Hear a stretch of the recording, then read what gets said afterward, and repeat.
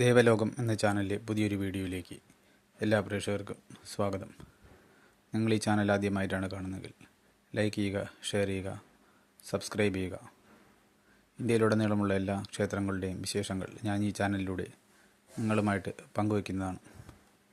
ഇന്ന് നമ്മൾ കാണുവാൻ പോകുന്ന ക്ഷേത്രം ഗോവ സംസ്ഥാനത്തെ ചിക്കാലിം എന്ന സ്ഥലത്തുള്ള ഒരു ദുർഗാദേവി ക്ഷേത്രമാണ്.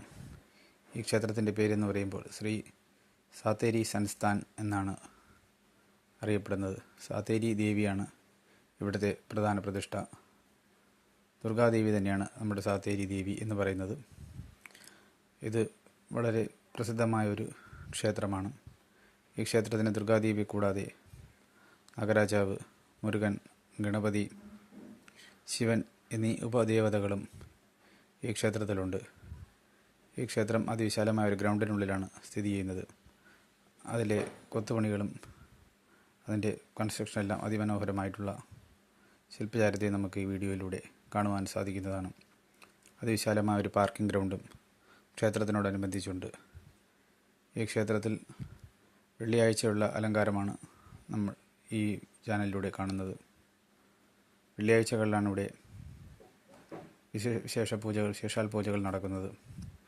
വെള്ളിയാഴ്ചകളിൽ വൈകുന്നേരം ഇവിടെ പൂജ, മഹാ ആരതി, അതിനുശേഷം ഭജന എന്നിവ ഉണ്ടായിരിക്കുന്നതാണ്.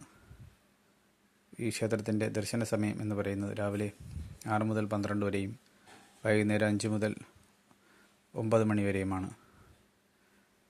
നമുക്ക് ഇവിടെ കാണുവാൻ സാധിക്കും ഭജനയ്ക്കായിട്ടുള്ള ഒരുക്കങ്ങളെല്ലാം. പിന്നീട് ക്ഷേത്രത്തിലെ പ്രസാദം എന്ന് പറയുന്നത് കടലയായിരിക്കും. കടല ആണ് ഇവിടെ പ്രസാദമായിട്ട് നൽകി വരുന്നത്. പിന്നീട് അതിവിശാലമായ ഒരു ഹാള് തന്നെ ഈ ക്ഷേത്രത്തിനുള്ളിലുണ്ട്.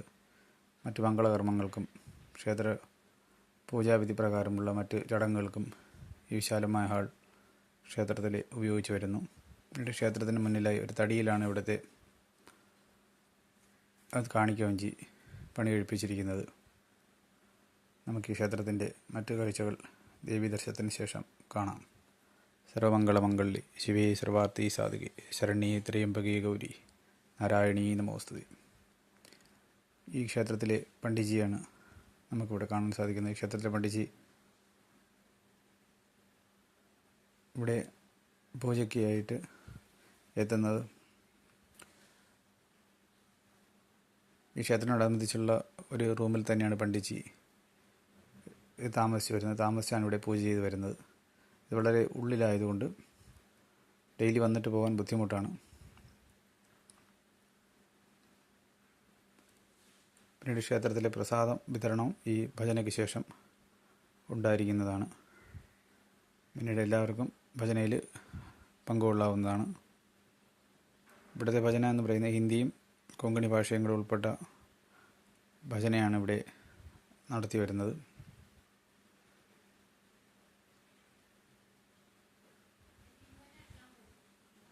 പിന്നീട് ക്ഷേത്രത്തിൻ്റെ ദേവിയുടെ അലങ്കാരം വെള്ളിയാഴ്ചകളിലാണ് ഇവിടെ വളരെ ഭംഗിയായിട്ട് അതിമനോഹരമായ അലങ്കാരങ്ങൾ ചെയ്തു വരുന്നു. ഇവിടെ പൂക്കൾ കിട്ടുന്നത് കുറച്ച് ബുദ്ധിമുട്ടുള്ള സ്ഥലമാണ്. അതിനാൽ ഇവിടെ ജമന്തി പൂക്കളാണ് ഇവിടെ കൂടുതലായിട്ടും ക്ഷേത്രാലങ്കാരത്തിനായിട്ട് ഉപയോഗിച്ച് വരുന്നത്.